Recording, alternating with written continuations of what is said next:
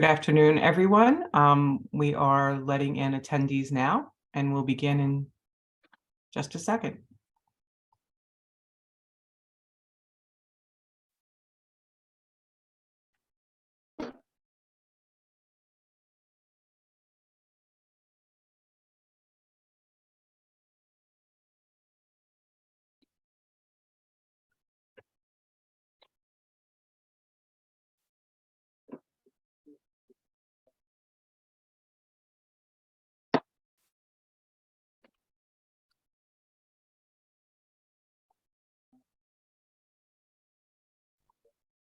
Good afternoon, everyone. My name is Mercedes Witowski, and I am the Executive Director at the New Jersey Council on Developmental Disabilities. Thank you for spending some time with us today.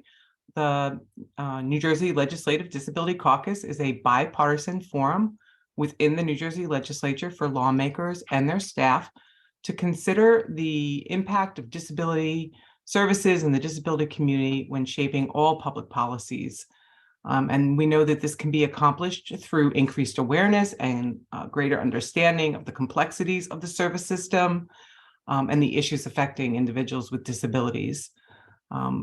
Certainly, we rely on people with disabilities and their families and those organizations that support, serve, and advocate for people with disabilities to serve as a resource to the 35-member caucus. And that's by providing education and insight into our disability community.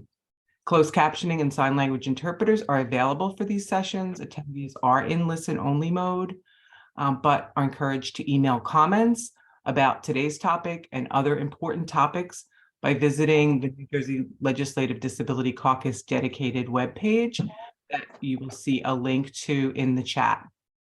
You'll also be able to locate members of the legislature who are caucus members on that webpage, locate supporting organizations, and we encourage you to connect with them, sign up for the emails, and as I mentioned, submit your comments or questions on today's topic or any topic. Panelists we'll ask you to just remain on mute if you're not speaking. Our session is being recorded and we want to make sure we keep a good recording.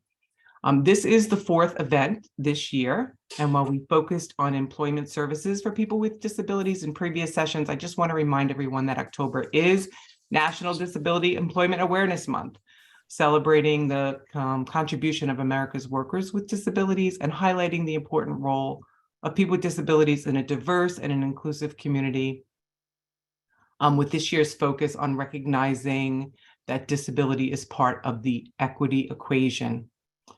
This legislative caucus is in the incredible hands of our leaders, including Senator Bucco, Assemblywoman Dunn, Assemblyman Greenwald, and now I am delighted to introduce you to our caucus co-chair for this session and our Senator and Senate Majority Leader, Teresa Ruiz, representing the 29th Legislative District. Good morning, everyone. Thank you, Mercedes. To everyone on the call, to my colleagues, co-chair Senator Bucco, and co-chairs in the Assembly, Ora Dunn, and Assembly Majority Leader Lou Greenwald. On behalf of the entire legislation, I really just want to start off with saying thank you. Clearly, each one of us, when we come into spaces of policy, we're not fully aware 100% of how a law, a regulation can impact New Jersey residents. And the Disability Caucus, for me at least, has become a valued asset tool to understand that lens. What happens when we create policies, for instance, one important discussion you're gonna have today with emergency evacuations in our school buildings.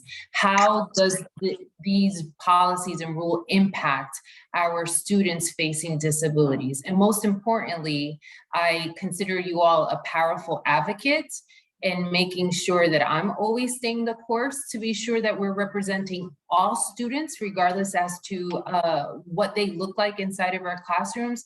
And that when we think about the totality of our New Jersey public schools, that we must first recognize that we are very different, but we are all important, and that everything that we do from a policy perspective impacts every single human being. So a debt of gratitude for all of you for always being a partner in that progress. I just wanted to talk a little bit about, we're coming out of this, it's strange for me to say coming out of the pandemic, I still wear my mask, but we're seeking a new normal, devastating news, which is not news to people in the education space that came out nationally yesterday, and hoping that we see the New Jersey numbers now, that students have regressed tremendously. I can only imagine the impact to students in need of therapies in this space, that the call for action and the level of urgency is much greater now than it has ever been before.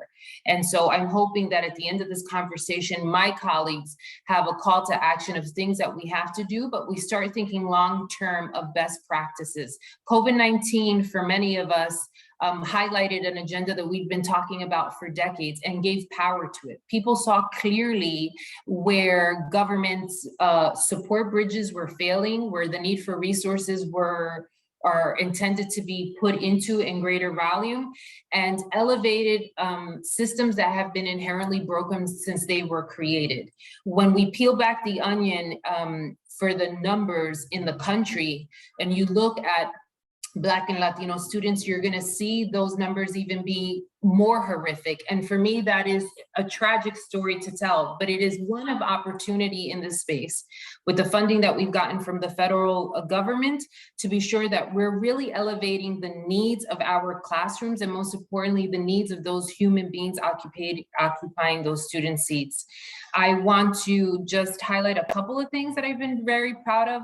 You know that early on in the Education Committee, we did create the Office of Ombudsperson for Special Ed in an attempt to help families navigate. One thing that I learned early on in our committee hearings is that families who have children with a disability, either a parent gives up their job and becomes a full-time advocate, or they hire an attorney. And then there's that other family that depends on resources, not because of lack, will, or want, because they have to focus on surviving, that their child perhaps is not getting everything that's fundamentally owed to them constitutionally because just those levels or resources are in there. And that you know that when you're navigating the special ed process, I remember reading my first 504 and having to read it at least 3 times to understand. And I'm an English major. So putting that lens on and understanding, we created that office in an attempt to help.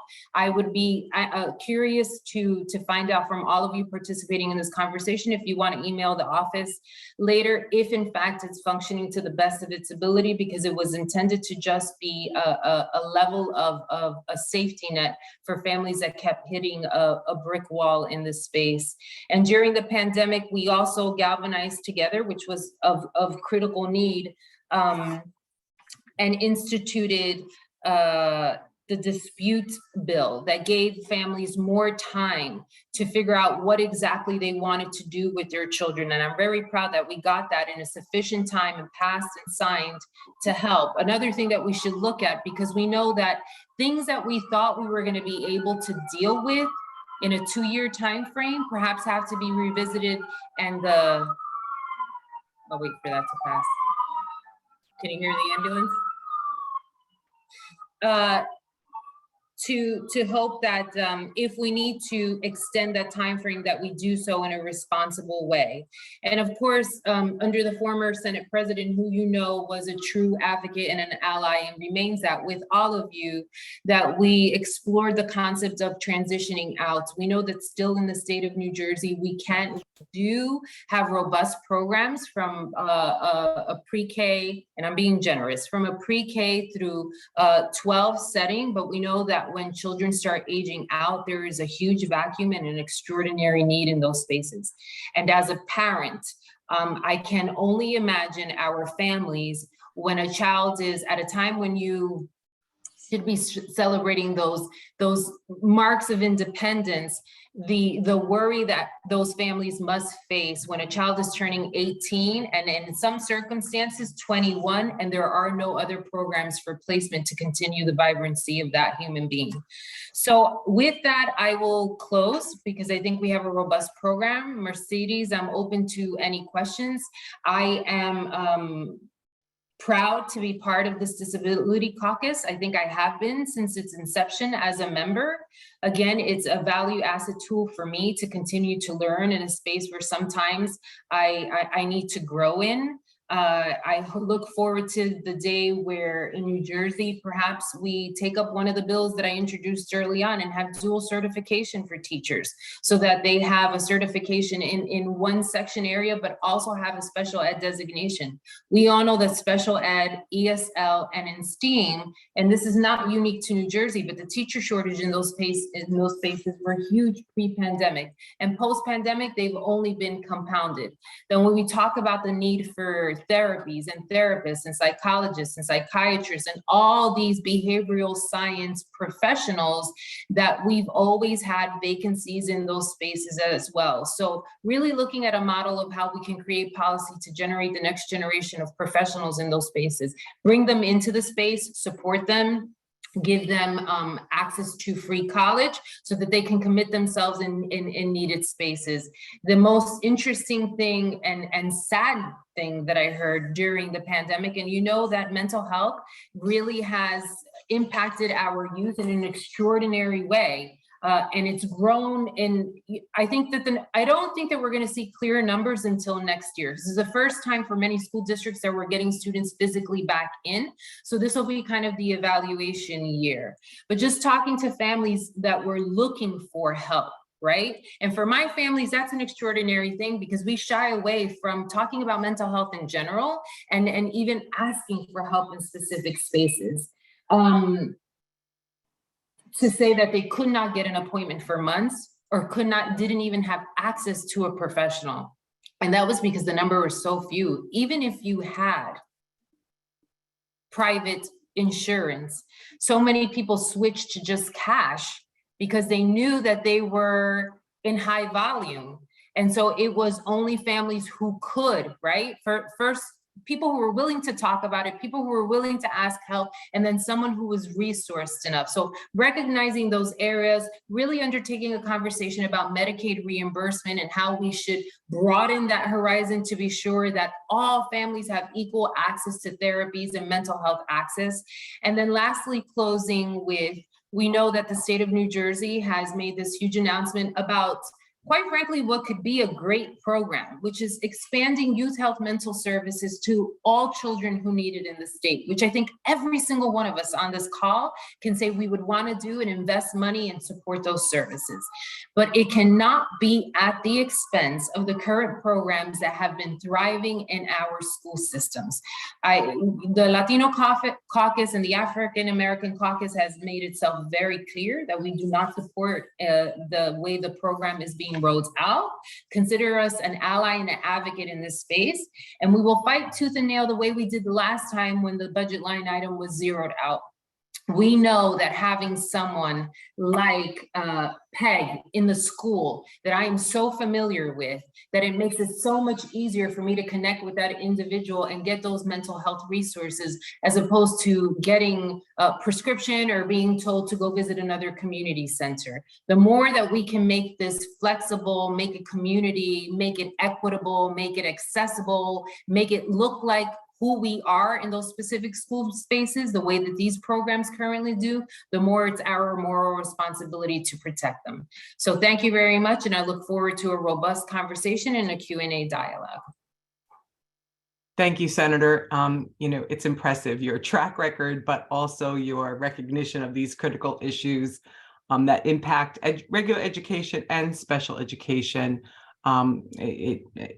Impressive is the first word and the biggest word that comes to mind for me. I want to also thank you. One thing that I think it is definitely worthy of mentioning is the gratitude that we have for you when you stepped up to champion the need for action in the passage of S-3434, and that was the bill that enabled certain students with disabilities, special education students, to extend the age of eligibility for those related services during the most difficult period, probably in our lives. What was impressive to me was the way that you attended these parent-run meetings, not just your legislative sessions. And you came at night because that's when parents are typically available, and you listened, you showed compassion and commitment to improving one part of that learning loss. And that will continue for the next, this academic year and next academic year. So thank you for that. Your leadership and the leadership of your fellow co-chairs is really important throughout the disability community. So we can't say more than a great big thank you.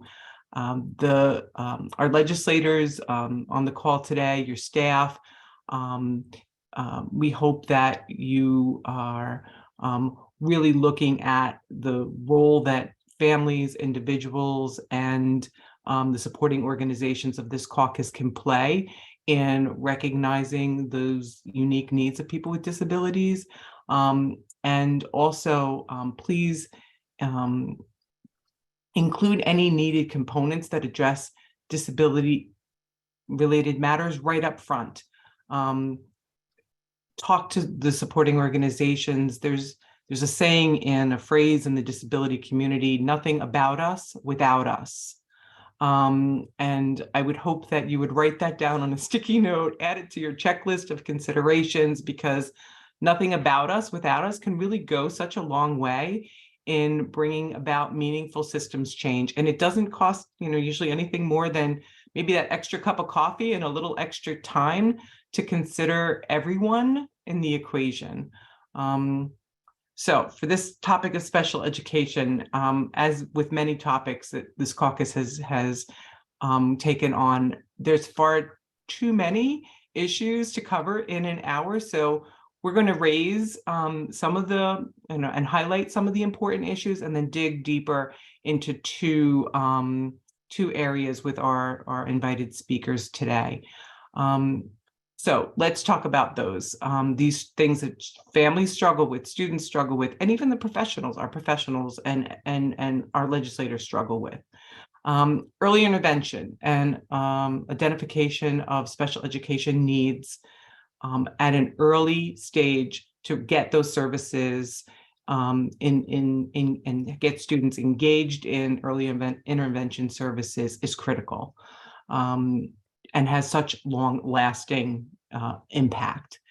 Inclusive education, those practices that effectively meet the education goals of students in the regular classroom, and the fact that those need to happen in a way that really eliminates that division between general education and special education to really support inclusion. You already spoke about the shortage of special education teachers and professionals, and I'll add in bus drivers and other critical support staff, right? And the challenges that presents, not just to the students and families, but the challenges it presents to the education system. And how do we move that forward? How do we make improvements?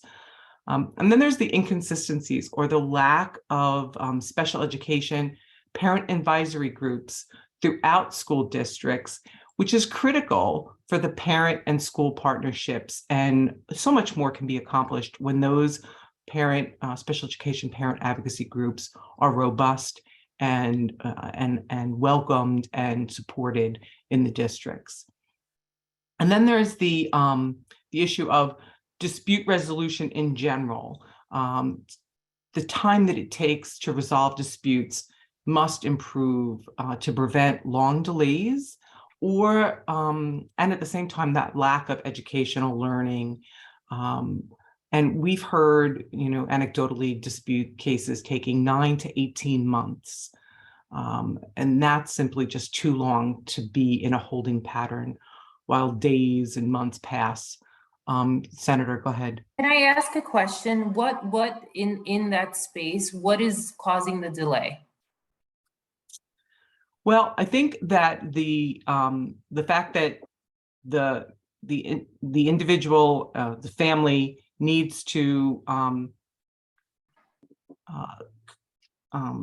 wait for the school response and the time that it takes for schools to respond to requests for changes. Peg, I see you've unmuted, and maybe you've got more to drill Yeah, down. because I mean, this is, and I know we have to move on, but this could be a space, if it does make sense, with coming up with timeliness in between. So, you know, we've done this before in certain circumstances. You have X amount of days, then you have X amount of days. This way, there's kind of this uniformed approach district to district, not to create a burden, but to create a process of fairness. And there are requirements. There are requirements for responding. They just are not being met. And they're not being met consistently enough, so that just holds students in this state of limbo. And for those that can take that long, think about the loss of access to the education and support needs that students have.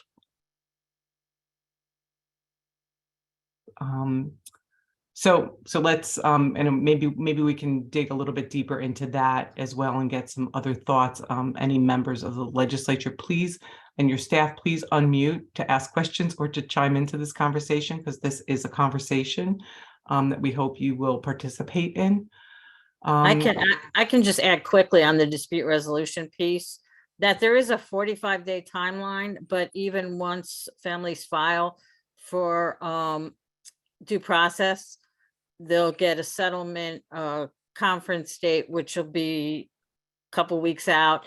Then they'll get, if they have to go on to litigate it, they'll get another date 2 more months out. Typically takes 7, 8, 9 months to get through a whole due process case. And the judge,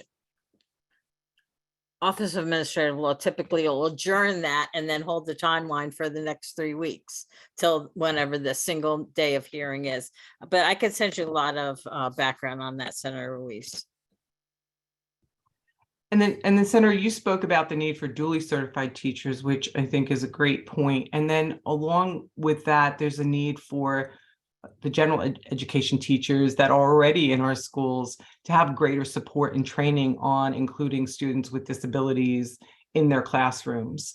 And that's something that we would need even if duly certified teachers moved forward.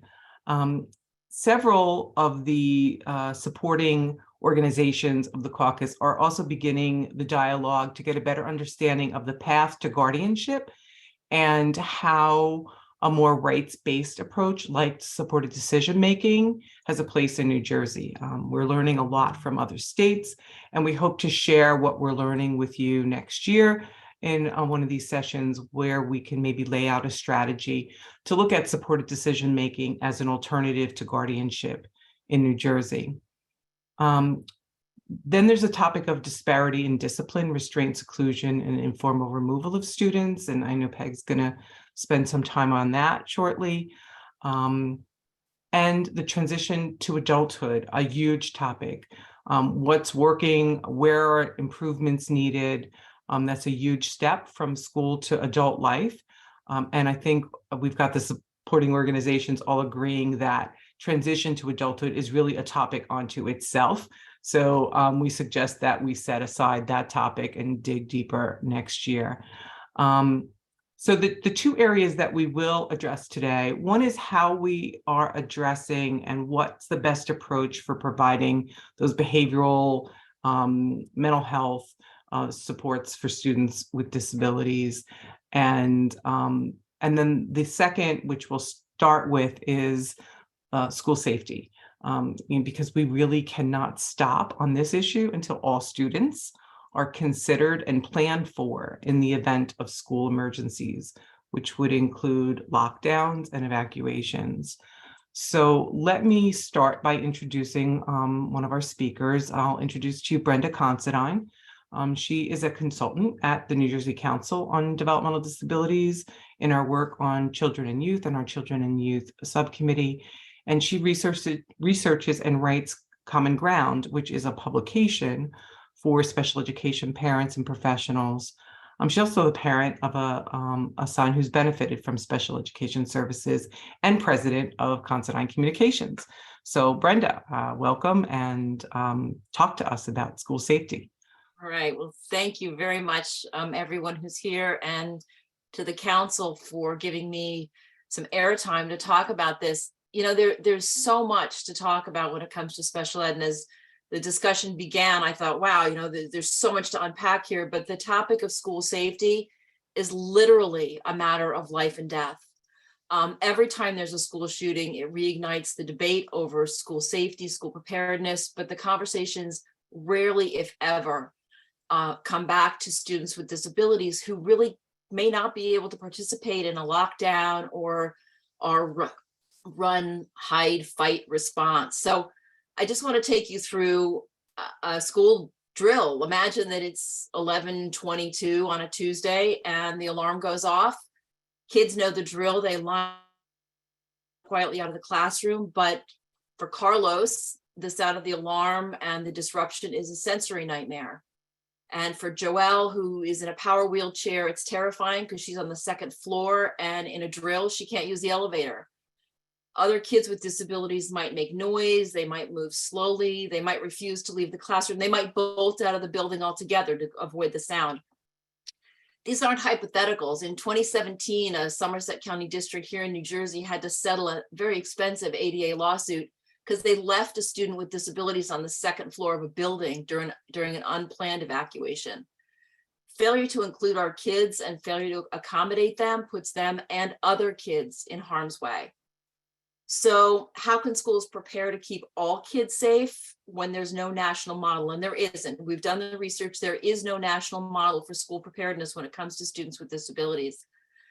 The council convened a summit on school safety back in 2019, right after the Marjorie Douglas shooting. We brought together more than 70 stakeholders and leaders in special ed. We brought together emergency response communities.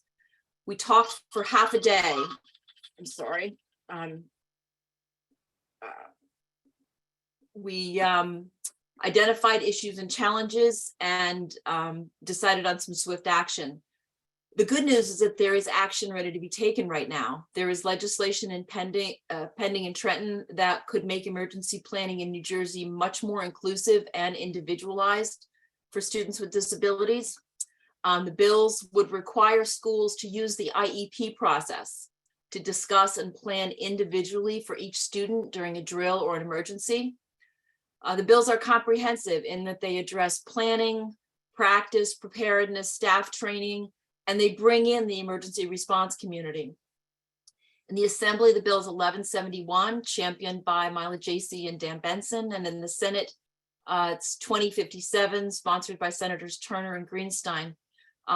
This is the third session that the bills have come up, and we just haven't, with COVID, of course, been able to mobilize or get the traction that we needed. We thank the legislative leaders for their support and their interest in this, but the bills have to move if they're going to save lives. And our community is just really ready to support these efforts.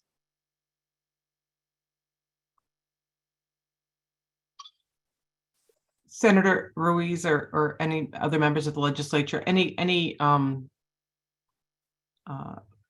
comments, any thoughts on how we can ensure that all these students are considered and that their safety is protected under some movement here? So I was just getting on the cell phone to make the request and find out why, if there was has there been any discussion as to why the bill hasn't been, I just came on as a co-sponsor recently. So because I'm not in the education committee anymore. That's a big tear. I miss you all in that space. And don't forget about me. Reach out to me. I could still work on issues. I'm not sure what the status or the conversation behind the scenes have been. Any insight on that? So we did hasn't been posted. Yeah, we did have some meetings. We had some discussions. I'll call it compromised on a few of the points.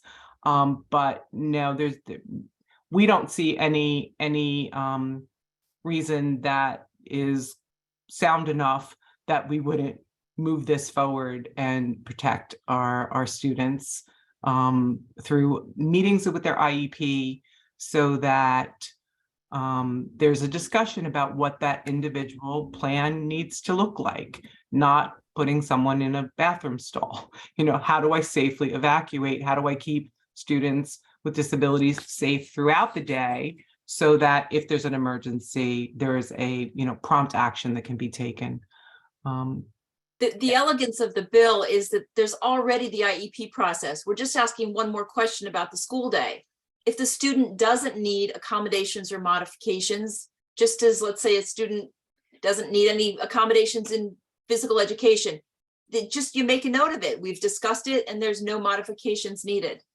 But the IEP process is a very natural place for us to ask those questions. And if a student needs a lot of supports or a lot of intervention, it's a great place to start solving those problems and bringing in the other team members who may need to be part of it.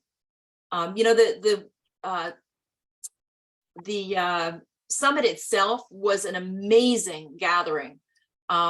We had, like I said, around 70 folks. We had school nurses, we had teachers, we had NJEA, school principals, school boards association, all the stakeholders were at the table, and there was broad consensus.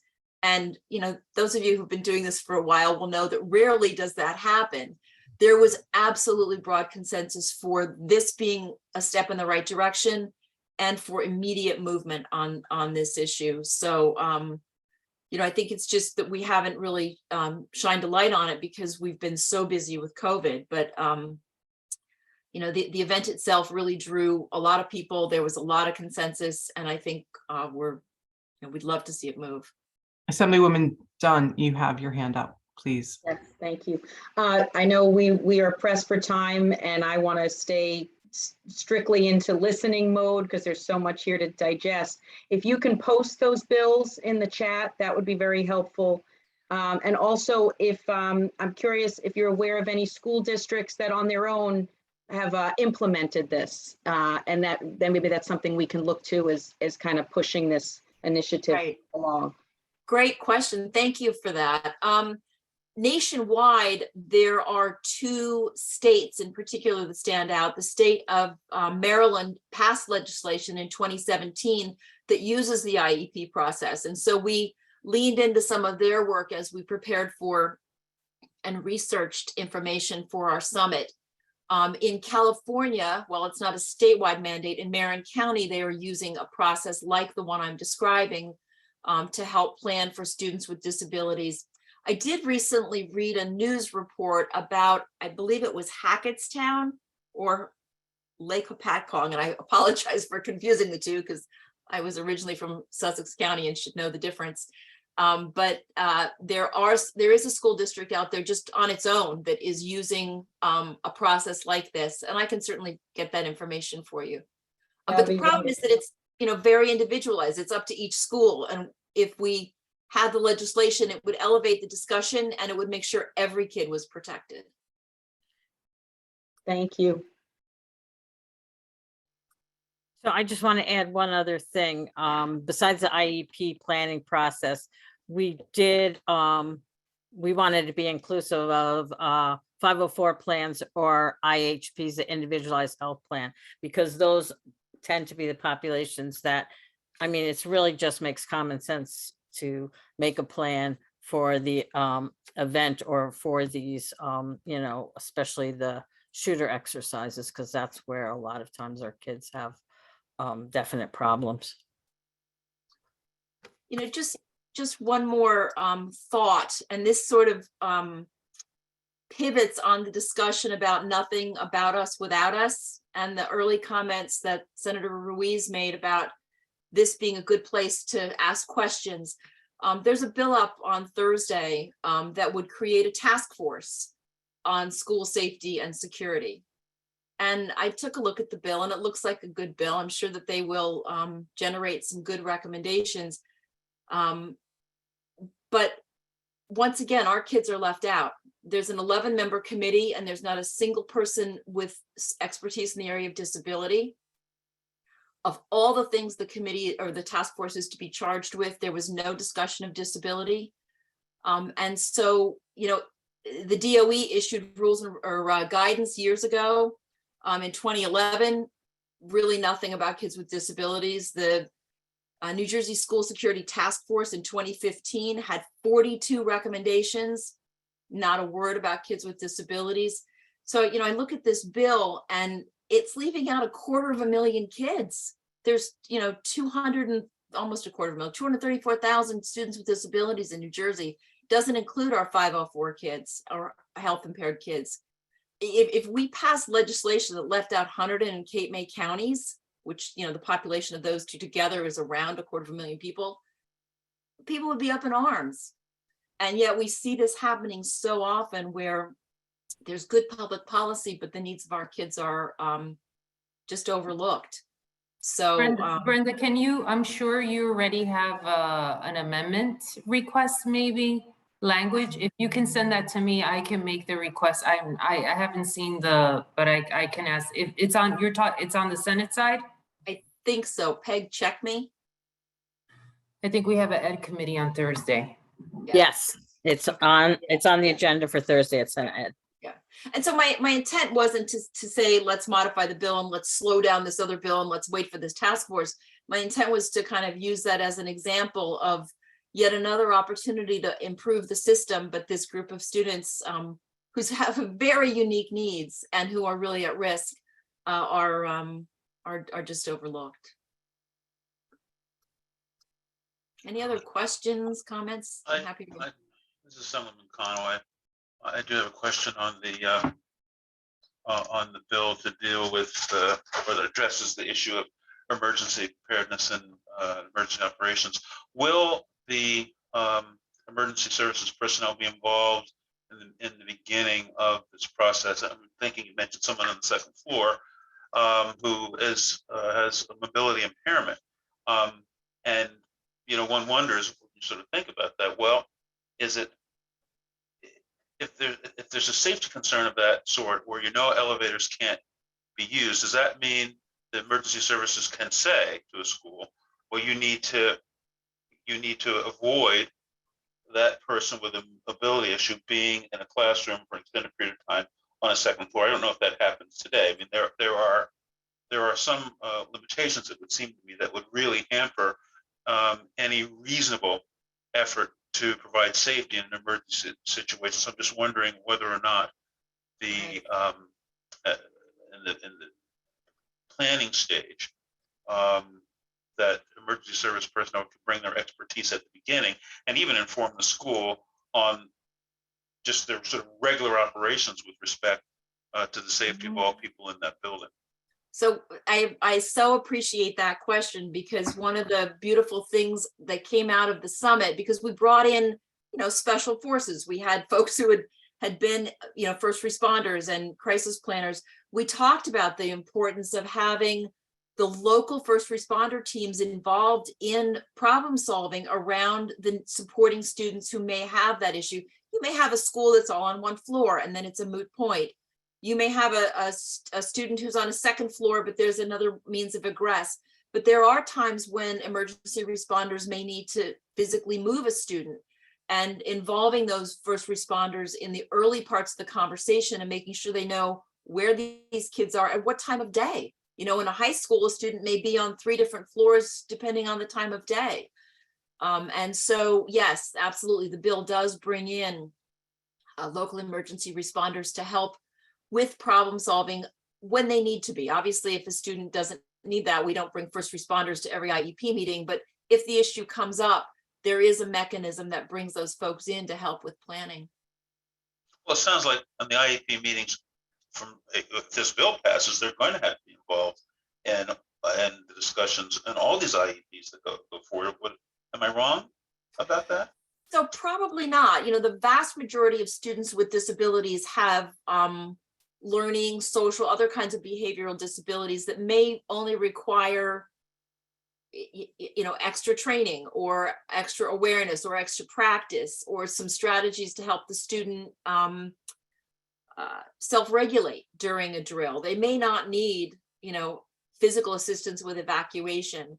So what I love about where we went with this is that we said, look, let's let the school district and the IEP team, which includes the parent and the student, figure out what each student needs. And if they need to bring in emergency planners because the nature of the support would affect the evacuation process, then they do that. Well, I just think involving experts at the beginning makes the most sense to me, because the people there might not know or realize that they need that kind of involvement that's there at the get-go. Right. Then you might avoid missing something that might not be missed. You know, when I think about this, and I don't here to listen as much as anything else, when you talk about equity, it's really important that the structure, you know, be built from the bottom up with an equity lens in mind, and that sort of allows you to sort of stay out of trouble with respect to equity if you do that. Now, our institutions need to go a long way in achieving that, by the way. As you mentioned, you know, in the disability community, that we have a bill now which otherwise is well-intentioned, but doesn't have equity, at least insofar as disability is concerned, built into the very foundation of the legislation. We need that really across all of our institutions, whether it be health, whether it be legal, you name it, jobs. It really needs to be front and first and center. If you ask me, if we're going to achieve what I think most people would say, we need a fair society and an equitable society. You can't get there. Hopefully, you get there ahead of the game, not as we're doing so often, you know, after the fact. Right. Points very well taken, Assemblyman Conaway. You know, the trauma that then exists is, I think, a great way to segue into our next segment, because we have Peg Kinsell with us. She's a council member at the New Jersey Council on Developmental Disabilities. She's chair of our Children and Youth Subcommittee, and also policy director at SPAN, Parent Advocacy Network. So I think she's going to break down for us some of these issues around behavioral mental health, trauma, restraint and seclusion. So Peg, I'm going to let you take it away. Okay, so I'm going to cut out the introduction and just move forward. But SPAN is and has been for the last 35 years New Jersey's federally designated Parent Training Information Center. And for purposes of today's conversation, we also house New Jersey's Family Voices and chapter of the Federation for Children's Mental Health. So appreciate the opportunity to speak to the Legislative Caucus. I definitely appreciate the champions that we have in this caucus and for recognizing the need and the import of it. I'm going to focus most of my comments on the status of emotional well-being and mental health supports for students. We know from multiple studies and evaluations that COVID and not attending school has had a huge impact on students across the board. We also know that some students experienced much more significant difficulties, whether academically, socially, behaviorally, or their emotional well-being. What we didn't recognize or prepare enough for was that just returning to school was not going to mitigate a lot of these issues. And in fact, in some cases has escalated the problems. At SPAN, we've seen a sizable increase in families calling about school refusal, use of restraint seclusion, increased bullying, discipline issues, informal removals for behavior, for psychiatric evaluation or risk assessment. Recently worked with a family that had a child that was only 6 years old, and the parent in the last month and a half has been called over 8 times to come get their child. And we're seeing this over and over and over again without any kind of list of supports, just that the kid's acting out and they don't know why. And that's just not a good enough answer. We are also experiencing the rise in calls from families not able or being refused special education services. There's an increase in families being denied or given inappropriate language access supports. And in fact, we've just had one in Essex County. That child wasn't in school for over a year and had to finally file an emergent relief petition to get that child into school. And the mom having to take their child on their job with them to clean office buildings because there was no place for their child. And the school would not or did not provide the language access services needed for that family. Which again, a lot of misinformation out there, special ed code aside, that's a basic civil rights in, civil rights legislation from 1964. But those calls are ticking up again, and I just can't believe after all this time that's tipping up as well. If we remember back to pre-COVID days, we already had a shortage of mental health providers and services for children and adolescents, coupled with increases in behavioral treatments and mental health needs. We have heard all the horror stories: no access, wait lists, inappropriate services, etc. And we certainly are aware of shortages across the professions. It's not just a New Jersey problem, but we have a huge problem here. 1 in 7 kids have a diagnosable mental health disorder, but only half nationwide have had access to a mental health professional or treatment. Those multiple delays and the numbered years, we're all going to pay for later on. So with that being said, I wanted to go over a couple of the concerns that we had. So first concern is we've kind of lost count. We've lost count of the number of bills proposed to address mental health services in school. There's risk assessments, there's Medicaid reimbursement, there's school safety, climate bills, SBIRT assessments, seclusion and restraint usage, data collection, informal removals, and then the new NJS4 proposition from the administration. We applaud all these efforts, although we do have some concerns to raise. We're happy to see multiple efforts on increasing mental health services in schools, but we do worry about efforts to bill Medicaid and third-party insurance and what effect that might have on family services and community services. We're very happy to see parental notification as well as data collection and the use of seclusion for students with disabilities, but we are advocating for district-wide data, not county-wide, and as well to have superintendents actually sign off and verify those numbers. We are concerned with efforts for an SBIRT assessment. That's one of the newer things that's floating around statewide, because it's limited scope, as well as its ability to students to assess students with disabilities. So it's really a drug and alcohol screening type of assessment. But I was on a webinar with them about how that process works. And there was no real answers for kids with disabilities, how you assess them, especially students that had intellectual or developmental disabilities. We also, though, once those assessments are done and the referrals can be made, are wondering who's paying for that. You know, it's still that resource number. Where are we going to get the money or the resources to enable these referrals?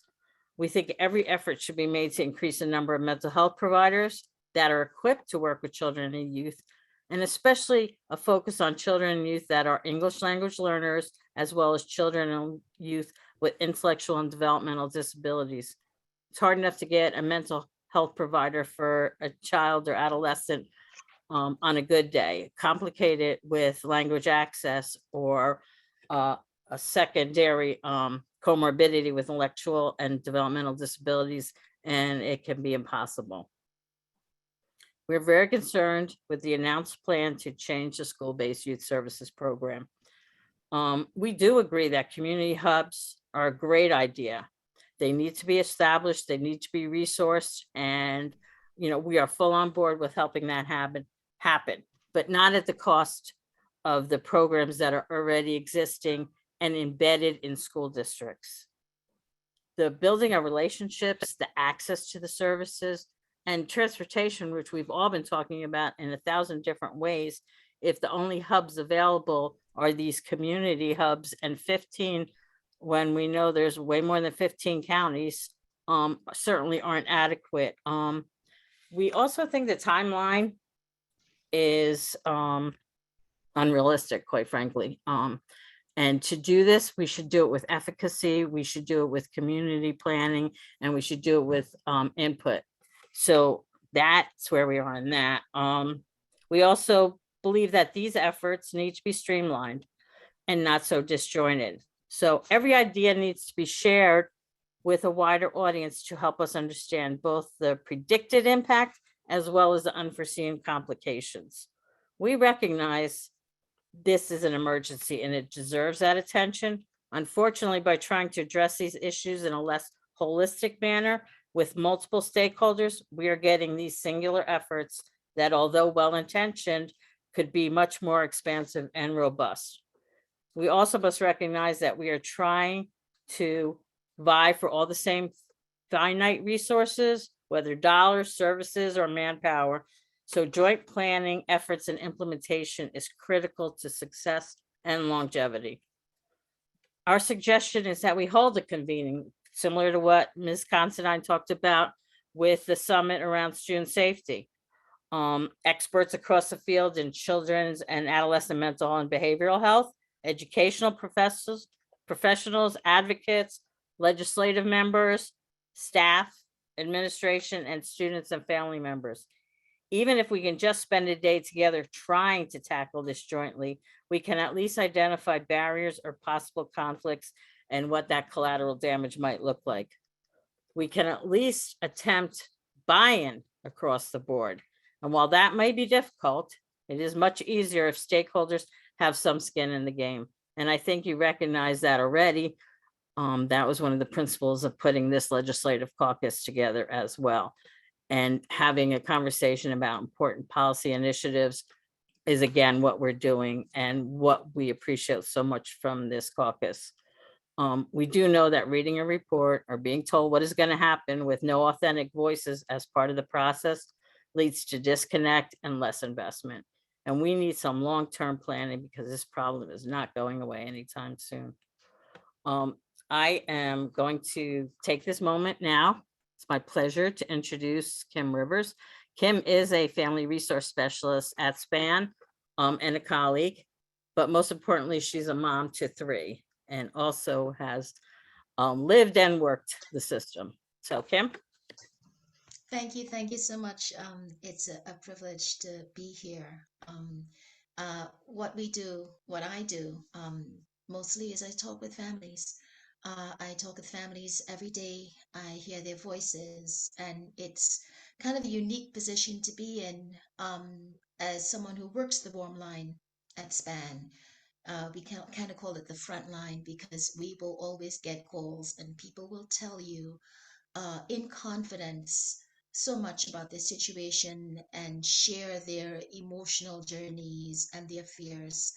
I've worked at SPAN for almost 12 years, and I can say that I have never seen so many calls about mental health, emotional, behavioral health. During COVID, our kids with special needs, remember, they don't perceive or process or receive information like typical peers would. I think that the shutdown was difficult for adults, far less our students. And I can start with me.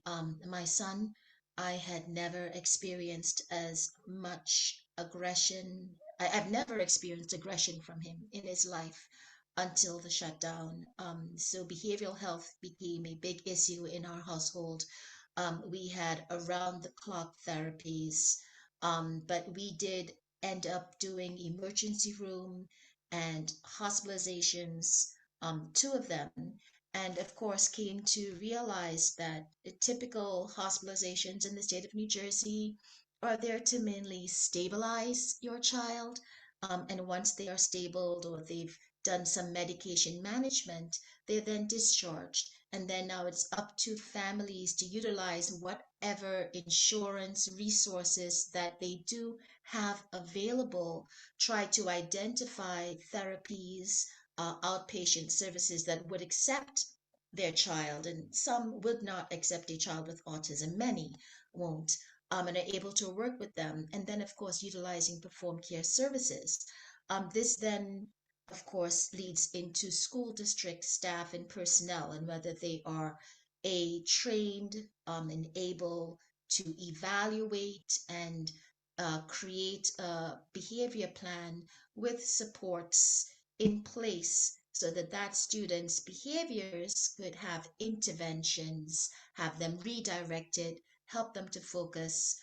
It is an issue that where often families are not having evaluations done, so they do not do FBAs, which are functional behavioral assessments, which is the first step to creating an appropriate individualized behavior intervention plan. I'm going to go ahead and provide a few examples of direct notes that I've taken from speaking with some families. First off, I have a 5-year-old kid. He has autism and some speech delays. He had always struggled with transitioning from class to class, as many kids with autism do. However, he had a meltdown of some sort at school, and it resulted in him being physically restrained. The parent was called 2.5 hours after the restraint took place, and the notes that she was provided stated that he had been restrained by 6 staffers and held down for 31 minutes. The mother felt that she didn't really trust that it was just 31 minutes because of the length of time they did take to call her. When she did arrive at the school, she stated that there were 3 staffers who dragged him down the hallway. And when she saw them, she told them, please leave him, stop holding him. And she was able to call her son to her and talk with him. She said that he had never done this level of aggression or meltdown at home and was concerned that perhaps they could have taken different steps to intervene. She felt the length of time they took to let her know about the restraint was too long. More importantly, was the trauma that then had happened to her son. She said after that point, that day that he was restrained, when he came home, he did not want anyone to touch him. He struggled with being touched. She said that he seemed fearful, agitated, and she also said that he wet the bed every night. She kept him home for a week and a half. And then she has met with the school, but has had some serious concerns about why it took 6 adults to restrain him, and what, if any, what they could have done differently to intervene prior to his behavior escalating. And she felt that they need to really inform the family first before taking that step. And she is concerned about the long-term trauma that her son now has from that experience. A 14-year-old boy at school, ADHD, Kim, oppositional Kim, defiance disorders. Kim, Yes, Kim, I know you have 4 other vignettes to share, but I'm afraid we're yes. closing in on the Oh, time. yes, And yes. so first, I want to thank you for sharing your personal experience, and also the first vignette. I'm going to ask, maybe because I know you've kind of made some notes, that maybe we could share the other vignettes with the members of our caucus so that you can see what Kim listens to on a daily basis at SPAN, and understand, the faces, the stories behind the conversations that we are having. But I am going to turn back to Senator Ruiz as we wind down today for any closing comments. Mercedes, I just want to say one thing, because I appreciate Kim so much doing this. So do And I. I want you to understand, this is what our warm line family resource specialists are doing every single day. Our calls have not only ticked up exponentially, but what used to be a 15-minute call is now taking them an hour because of the layers of issues that they're dealing with these families. So thanks, Kim. Thank you. Assemblyman Conway, you have your hand up. Just a quick question. Peg mentioned something about a concern for the use of Medicaid, I think, with respect to the hubs or other initiatives involving mental health in schools. I know the administration, I think quite rightly, given what New Jersey sends to the federal government, anything we can do to draw money into New Jersey to help with our issues here, I think we ought to do. But it sounded like, unless I misheard it, that there was some concern about the use of the Medicaid program for healthcare in the school mental health scenario. So I just wanted to get some So, yeah, clarification on that. no, you absolutely heard it right real quickly, and I'm certainly happy to follow up with you. But the impact of Medicaid, especially kids that are on Medicaid HMOs, even though the book says and Medicaid says that it doesn't impact their supports and services individually, that has not been the case with the families that we've dealt with. And where we've seen nursing services and other related services get cut back because of what they're doing in school. So whatever how that waiver is crafted, we definitely want to weigh in on. And the other thing is that the special ed Medicaid initiative is voluntarily. So technically, whether it's that or third-party insurance, we just want to make sure if a family, especially if families finally secured mental health services for their kids, it doesn't impact from whatever they're getting from school. So, but I'm happy to reach out to your staff and have a longer conversation about that. I do agree absolutely that there should be a cannibalization of the current mental health programs in schools as this new initiative is comes forward. And thank you for the information today. I really appreciate it, everybody. Thank you, Assemblyman. Assemblyman Greenwald, I think you're on. Yes, Mercedes, thank you for this as always. I have one issue that wasn't on the agenda today. I don't need an answer today, but maybe you and I can talk and we can prepare something. I'm starting to get phone calls on pediatric specialized daycare programs and shortage of beds and access. I think 5 providers are, after the pandemic, opened out of a possible 16. We're down to 5. And in conversations with the department, they are passing this somewhat to the legislature for the next budget cycle, but they're also alluding to one of the, I think, nationally recognized providers in New Jersey associated with Voorhees Pediatric, that they're not hearing about this issue from families. And, you know, it just bothers me when that's the response. A mom and dad, they don't know to get a hold of the department to call and say, I've got a child with unique special needs and I need a daycare program. And these are for child with very significant issues, obviously. And that's why there is only 11 to 16 providers in the state, but that has dwindled to 5 that have reopened. So I don't want to belabor today's call with it, but I think this is a very important issue. And I'd like, you know, if you guys could help us, if you're interested in this issue, I'd like us to look at it and see what the need is and where we can go from there. Mercedes, there's a wonderful guy by the name of Mike Rosiak, who is in charge of the program associated with Voorhees Pediatrics. My office can put you and any of my colleagues in the legislature in touch with him so that we can get a better feel for it. But I'm worried about the kids and I'm worried about the families. So I just wanted to bring it to everybody's attention. Appreciate that. We will definitely loop and circle back with you on that and set up an opportunity to hear more and connect with pediatrics. Thank you for that. Mercedes, I have to sign off. I apologize. Yes. Thank you. Thank you. We're coming to a close anyway. Senator Ruiz, do you just want to bring us to a Really, close? just thank you. I did see, I do want to hand it to my co-chair on the Senate side, Senator Bucco. I don't know if you just wanted to say hello or give you 2 seconds before we close out. Well, thank you, Majority Leader. Certainly this was an informative session. And I know I, along with my other legislative colleagues, appreciate the opportunity to learn about these issues and to get involved in helping to correct them. You know, we often overlook our children, right? When legislation comes up, especially in the special ed area, you know, our children need to be treated differently than adults. And we always have to remember that as legislators, that what might be acceptable for adults is not acceptable for children.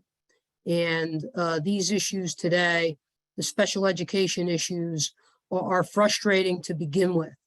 And sessions like this will help us deal with these issues and make the corrections that are necessary to the legislation as it progresses. So I'm honored to be a part of the caucus, and I look forward to continuing to move these issues forward. Thank you. And just with that, Mercedes, thank you again for giving me an opportunity to have a discussion and to be a member of this amazing group, to hear firsthand stories of what families are being impacted. It's always compelling to have those real-time snippets. I think, one thing that I try to remind my colleagues is it's great to have policy discussions, but if you're not being truthful about who we are in New Jersey, and this spans the gamut of whatever subject matter we're talking about, that if we don't recognize truthfully who we are, then we're losing sight of the bigger, broader public agenda by not including everyone in a fix with New Jersey policy. So thank you for your commitment and your partnership, and thank you for your time this morning. And thank you. And we have got our schedule for next year, the 4th Tuesdays in January, April, July, and October. So mark them down now. Many more topics to discuss. Thank you, all our legislators, staff, and especially our speakers who joined us today. We'll see you again soon. Take care, everybody. Bye now.